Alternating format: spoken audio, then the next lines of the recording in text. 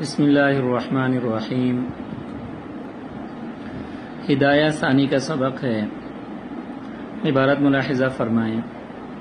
ومن امر رجلا بأن يزوج ابنته الصغيرة فزوجها والأب حاضر بشهادة رجل واحد سواهما جاز النكاح لأن الأب يجعل مباشرا لاتحاد المجلس فيكون الوكيل سفيرا ومعبرا فيبقى المزوج شاهدا وإن كان الأب غائبا لم يجوز لأن المجلس يختلف فلا يمكن أن يجعل الأب مباشرا وعلى هذا إذا زوج الأب ابنته البالغة بمحضر شاهد واحد إن كانت حاضرة جاز وإن كانت غائبة لا يجوز۔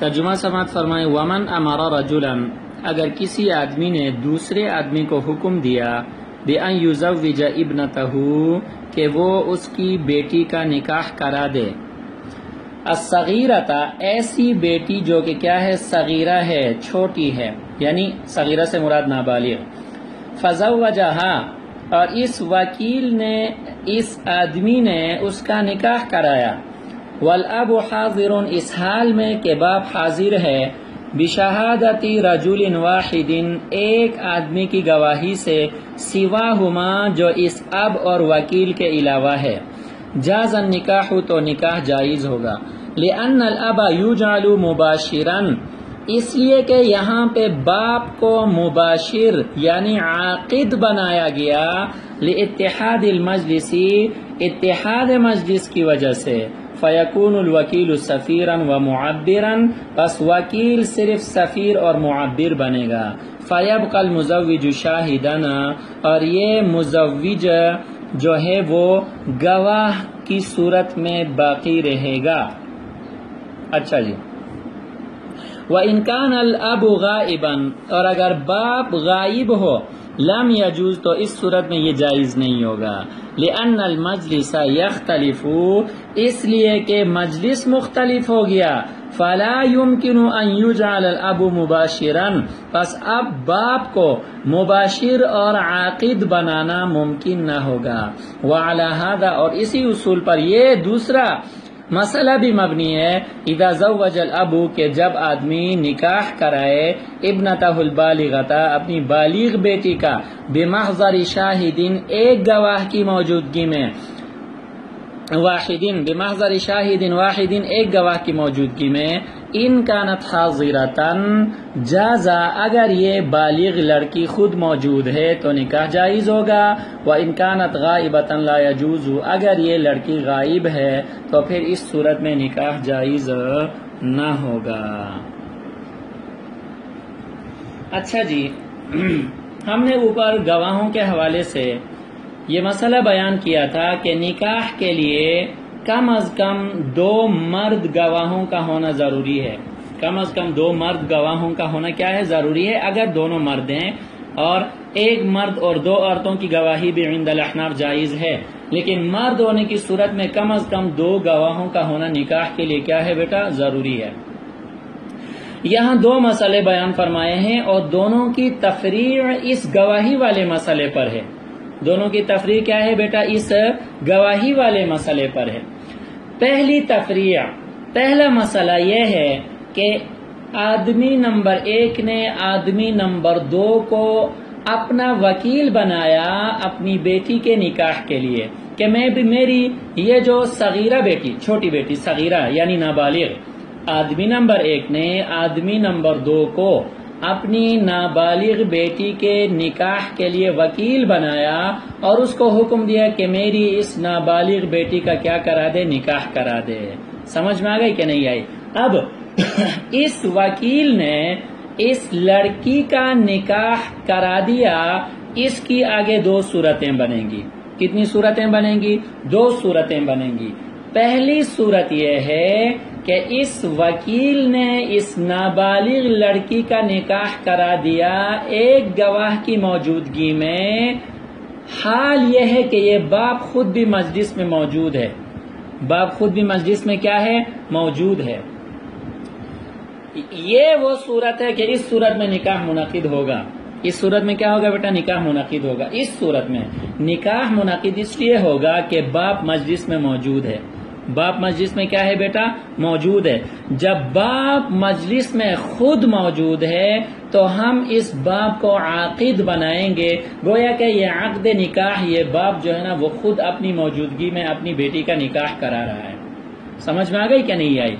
اور یہ جو وکیل ہے یہ سفیر محض ہوگا، صرف الفاظ کو نقل کرنے والا ہوگا، کیونکہ آپ لوگوں نے پڑھا ہے کہ اس اصل کے موجود ہوتے ہوئے فرع کا کام جو ہے نا وہ کیا ہوتا ہے؟ ختم ہو جاتا ہے۔ تو باپ جو کہ اصل موجود ہے اور وکیل جو ہے نا وہ کیا ہے؟ اس کے سامنے موجود ہے، تو یہاں پر ہم اصل باپ کو کیا بنائیں گے؟ عاقد بنائیں گے۔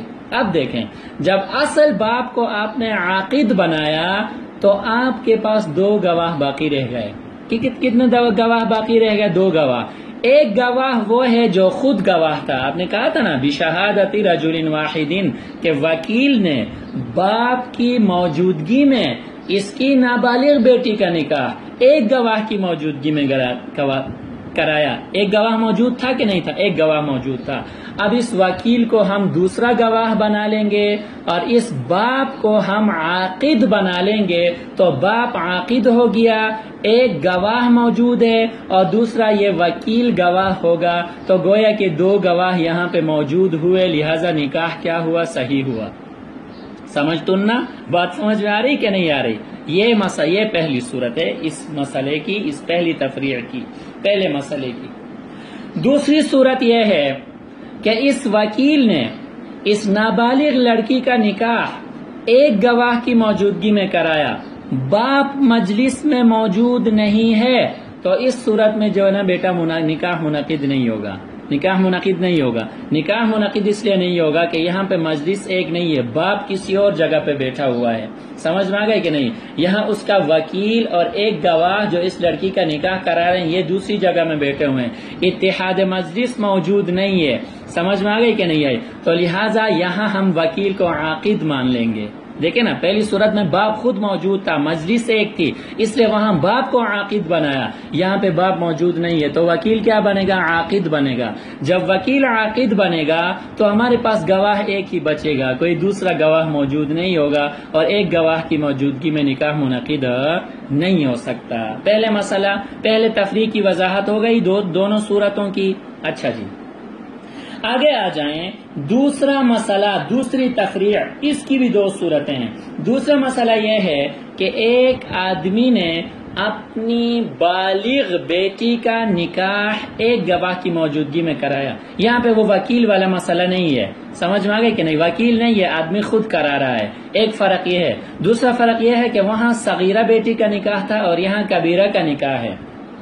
دیکھیں ذرا، ایک آدمی نے اپنی بالغ بیٹی کا نکاح ایک گواہ کی موجودگی میں کرایا اور وہ بیٹی خود یہ پہلی صورت ہے کہ بیٹی اس مجلس میں کیا ہے؟ خود موجود ہے۔ ٹھیک ہے بیٹا؟ دوسرا جو مسئلہ ہے، دوسری جو تفریع ہے، اس کی دو صورتیں ہیں۔